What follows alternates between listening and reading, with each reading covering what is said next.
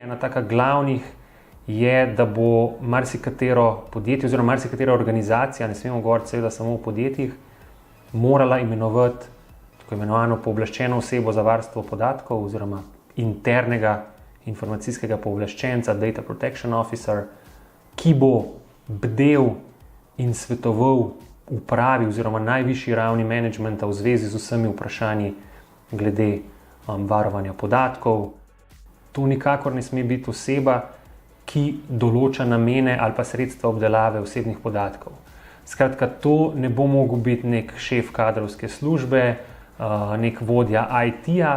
Taka oseba ne more dopoldan, če malo karikiram, dopoldan odrejati, kaj se bo z osebnimi podatki dela, recimo, ne vem, kakšno marketinško akcijo se bo po novem vodilo, kakšne podatke bo podjetje skušalo pridobiti, popoldne pa neodvisno glede tega svetovati upravi in reči, tista akcija, ki smo si jo dopoldne zamislili, je pa lahko rahlo sporna s stališča varstva osebnih podatkov. To ne gre.